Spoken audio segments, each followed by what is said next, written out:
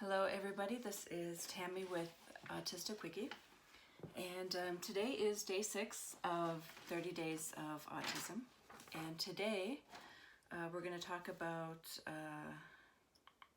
sensory overload.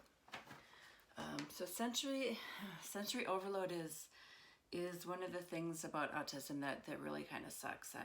Some of the things you can kind of find the good in it. I don't know, maybe you can find the good in it, but this is one that I really don't like. It's very stressful. It's just hard to it's hard to deal with.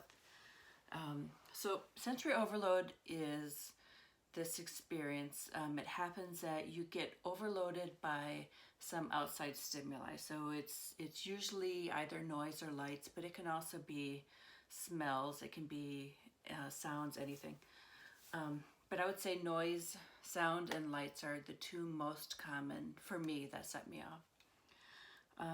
And what happens is when there's too much of these stimuli, it kind of overwhelms your body, overwhelms your mind, and it interferes with your ability to just cope and to just deal with it and to kind of go on. And you will often kind of lash out in anger at people, and in the moment you can't really explain what's going on because it interferes with your ability to cope. So you don't really have this ability to say, you know, that you're kind of starting to go off the edge, because you just, once it starts, it's really hard to be able to do anything other than go deep inside your head.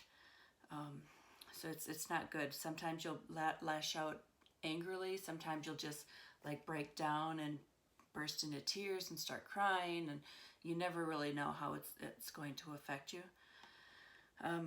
But for when I try to explain it to people, I use the analogy of imagine the holidays, like Christmas.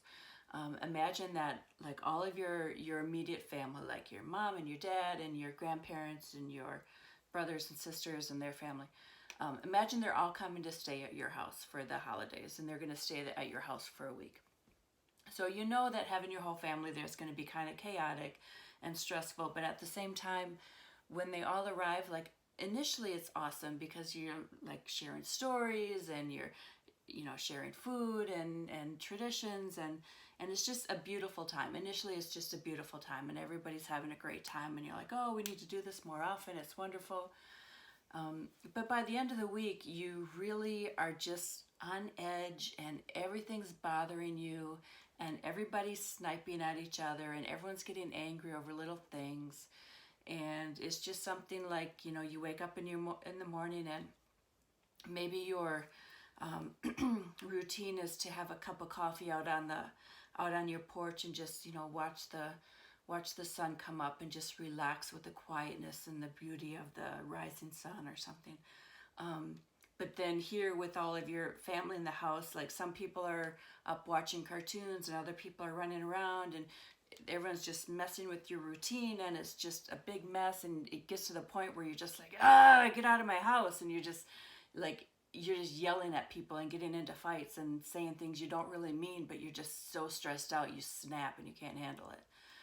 So I think for most neurotypical people, you probably experience something like that, like maybe once, twice, few times a year. Most people don't experience that level of stress very often, where they just kind of shut down and snap at people and things like that.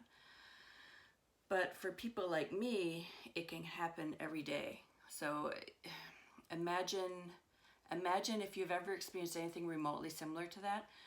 Imagine that level of stress where you just felt like you were losing control and there was nothing you could do about it. Imagine living like that every day. Imagine how much strength it would take to just get through every day if you had to deal with that all the time. So that is one of the dark sides of autism, is that's what you have to live with.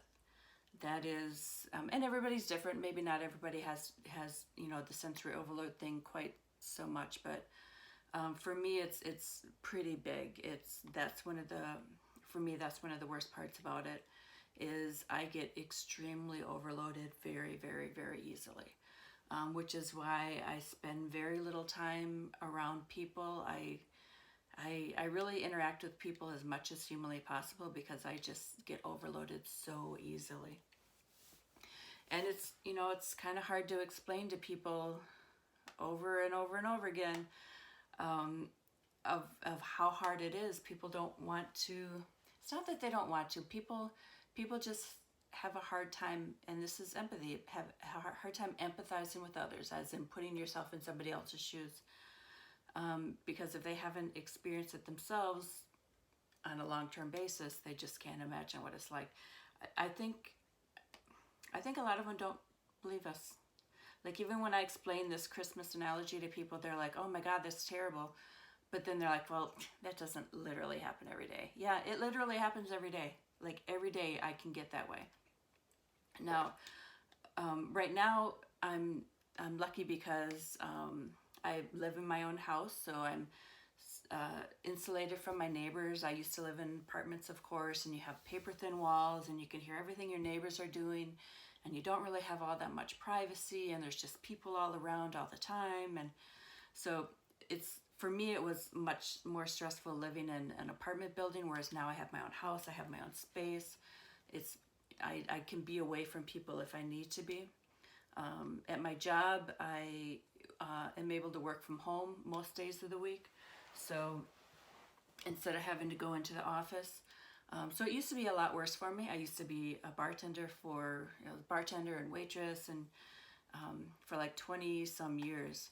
So, and I didn't know I was autistic, but I mean, that was just like the job I kind of fell into because, what do you do when you're a 19-year-old kid out on your own and you need to make money? Well, you go work in a bar, that's where the money is.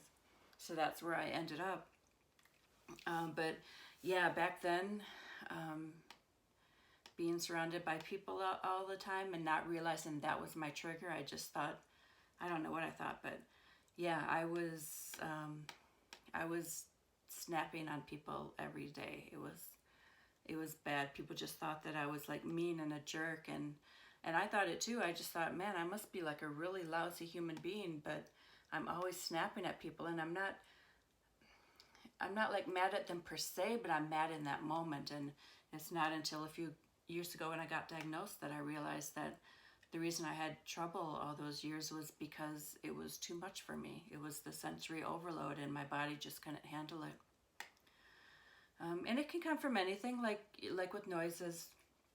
I can be in the grocery store and doing fine, everything's okay.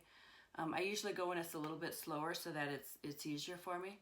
But I remember a few times, like, I would be going through the frozen food sections and the big huge freezers, and every once in a while the freezers would just be humming like exceptionally loud that day, and it would be like so loud it just kind of starts taking over, and it feels like it's inside your head, and you can feel the vibration, and it's just getting so much that you lose your ability to think or to think or to think and to speak and to do anything, and you just have to get out of there.